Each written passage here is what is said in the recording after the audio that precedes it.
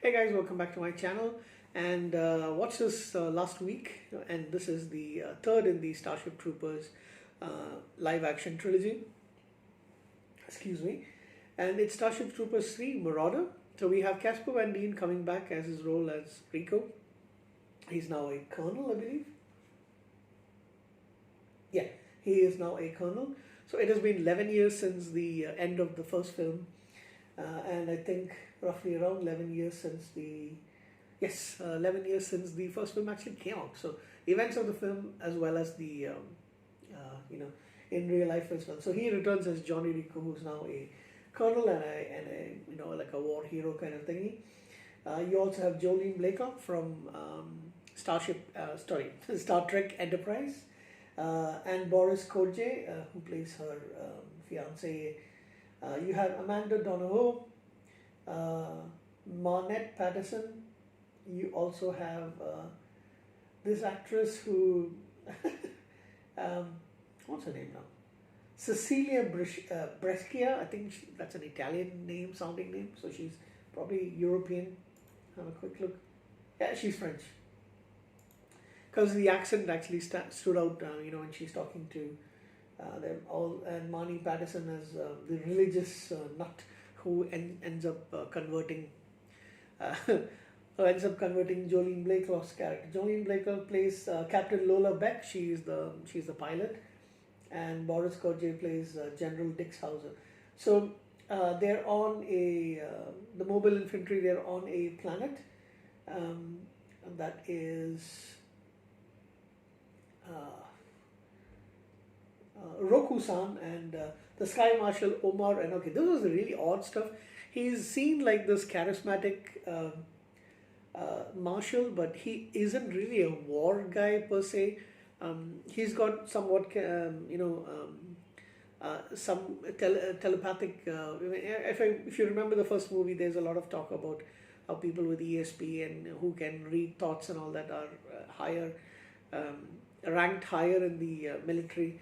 And just like Neil Patrick Harris's character. So similarly, he's kind of like that. He sings. He's got a troop around him. So he's visiting along with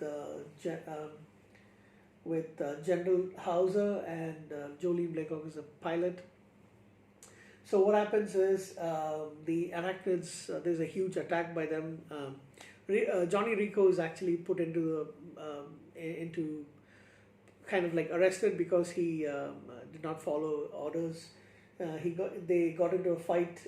General Hauser gets into a fight with some farmers who are protesting, and when Rico stops Dix, trying to shoot one of them, that's considered insubordination. So he has him arrested.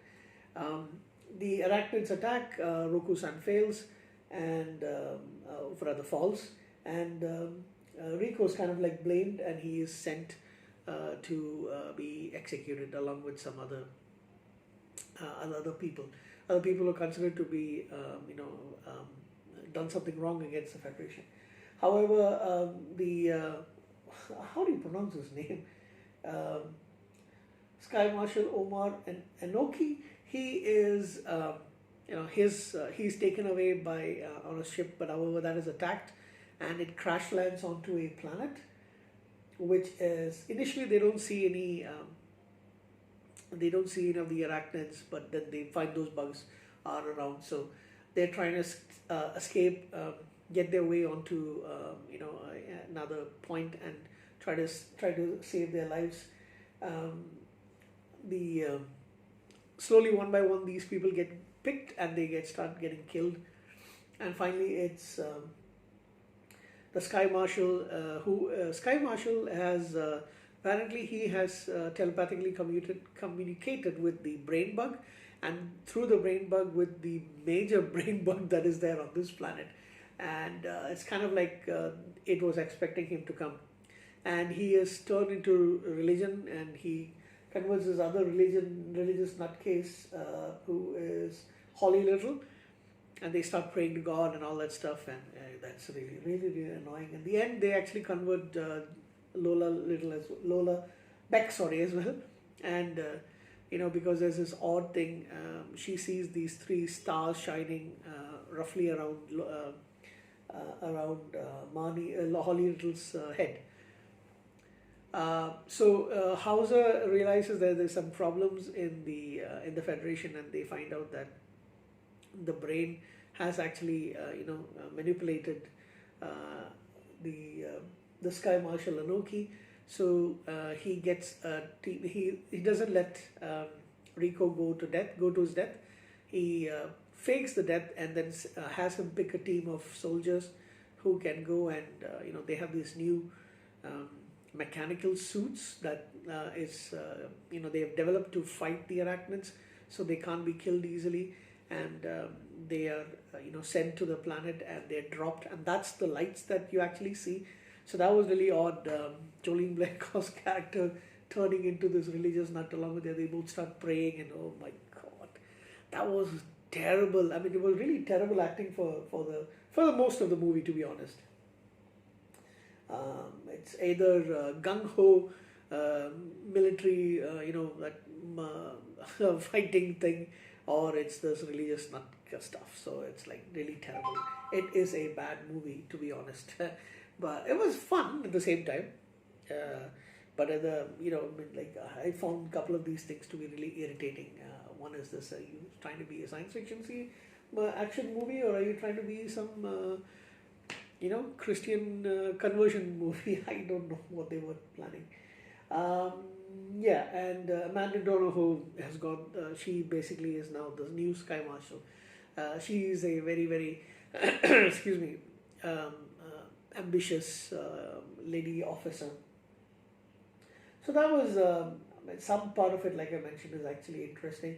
Looking at the responses, so it's like kind of like over the top a little bit, but like I mentioned, this has its moments as well. You can enjoy it if you try to switch your brain off, and it's got more in common with the first movie rather than the second movie. I find this to be a little bit more entertaining compared to that, and they did have some like locale shots. Excuse me. I wonder where they actually shot the desert kind of scene as a so.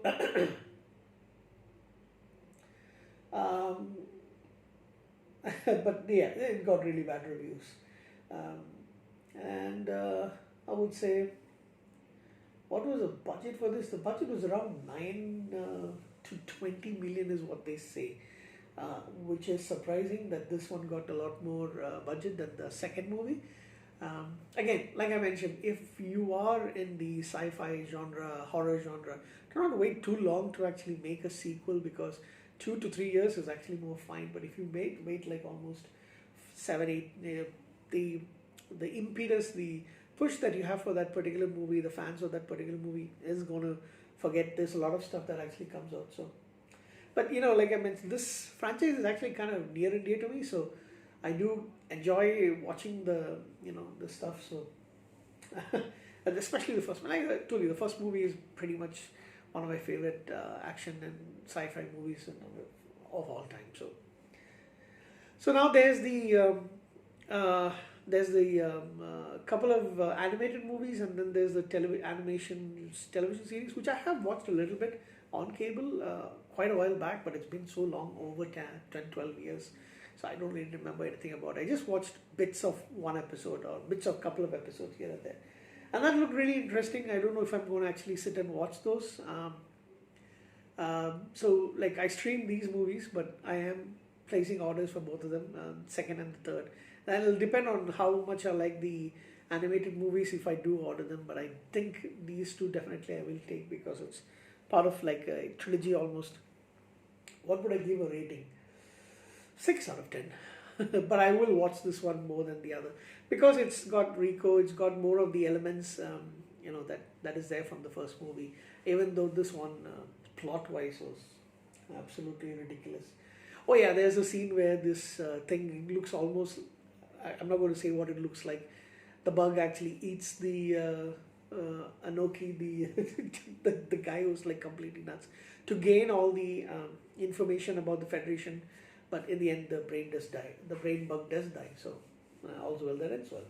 So I would have liked to see. I think this particular franchise does deserve a reboot. keep 1997's movie as a benchmark, and then like try to pump some money into it and make like go ahead with the reboot. I think because I think it deserves it. It deserves a second chance to really sell, really make some good movies. So that's it from me. Like I mentioned, this movie is a 6 out of 10. Um, but yeah, I still will watch it again. Thank you guys. Have a good night.